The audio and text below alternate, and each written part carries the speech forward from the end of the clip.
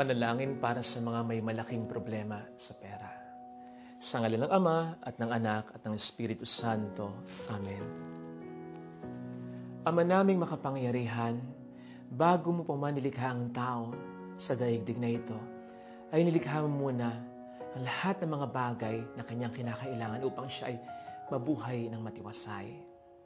Ang hangin ng dagat, ang sangkalupaan, ang mga halaman, ang mga hayop, at marami pang iba, sapagkat bilang aming napakamapagmahal at napakamapagmalasakit na Ama, ayaw mo na isa man sa amin na iyong mga anak ay mahirapan at magkulang.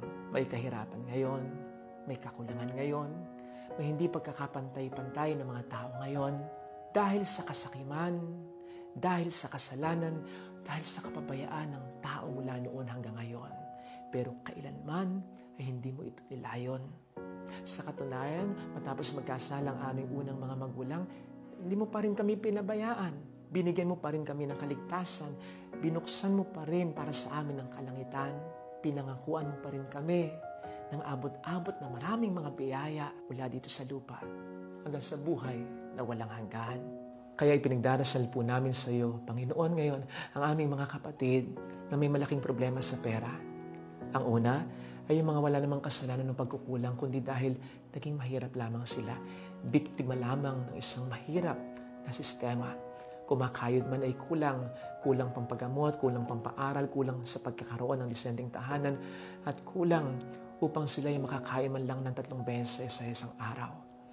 Pagpalain mo po sila, Panginoon, kung paanong pinagpapala mo sa banal na kasulatan ang mga taong tulad nila na ikaw na lamang ang tanging inaasahan.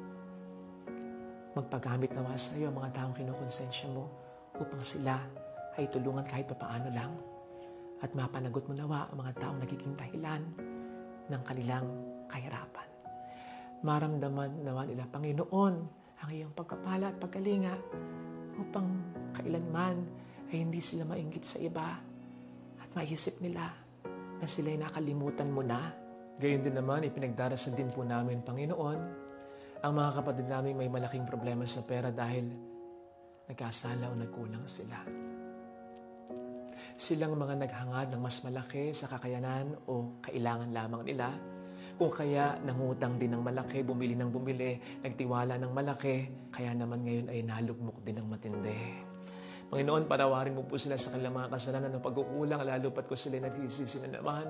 At tulungan mo po silang makabangon mula sa kanilang mga kahirapang kinasasadlakan. Baon-baon ang kanilang mga magagandang natutunan dahil sa kanilang mga pangit na naging karanasan. Huwag nawa silang mawawala ng pag-asa niyang gagawa ng bagay na mas magpapalala ng kanilang mga pinagdaraan ng ngayong problema. Gabayan mo po sila sa kanilang mga pagdidesisyon, lalong-lalo na sa mga pagkakataon na parang hindi nila alam kung ano ang kanilang iisipin, gagawin at kung sino ang mga taong kanilang kakausapin. Protektahin mo po sila, Panginoon, sa mga dilang mapanghusga at naway bigyan pa sila ng tsansa ng mga taong pinagkakautangan nila.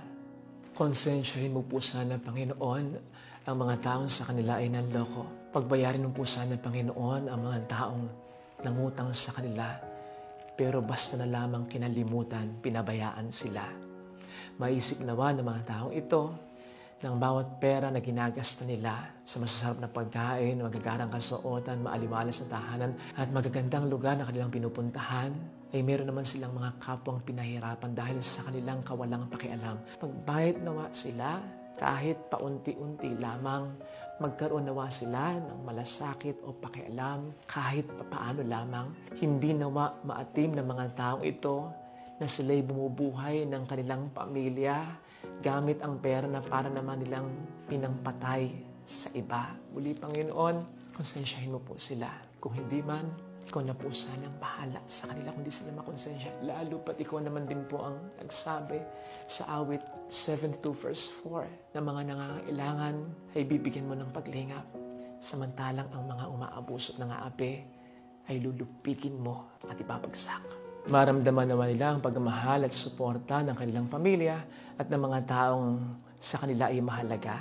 Lalo pat ang mga ito rin naman ang pangunahing dahilan kung bakit sila mas naghangad pa para mabigyan ng magandang buhay ang kanilang pamilya, masigurado ang kinabukasan ng mga anak, mabigyan ng kasiyahan ng magulang, at ang mga kapatid ay matulungan lamang. Kaya ang mga ito naman ang unang-unang makaintindi sakaling sila ay magtitipid na, maghihigpit na ng sintron, matututo na ng mamaluktot sa maikling kumot at hindi yung mga ito pa ang unang-unang magtatampo sa kanila.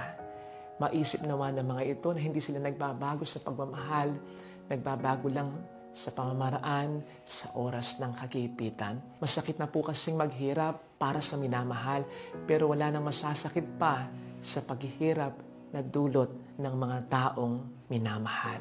Pagpalain mo po sila, Panginoon, lalo pat wala na silang inaasahan kundi ikaw lamang. At kung wala na rin silang hinahangad na sobra, kundi ang kamanatagan lamang na sa iyo lamang nagmumula. Kaligayahan na hindi na ibibigay ng pera, kundi kaligayahan na naibibigay ng panatag na kalooban sapagkat ang lahat sa buhay ay sinusuko na sa iyo lamang. Ito po ay hinihiling namin at kiniklaim namin para sa amin at sa mga taong lubhang nangangailangan ngayon pa lang magpa sa walang hanggan.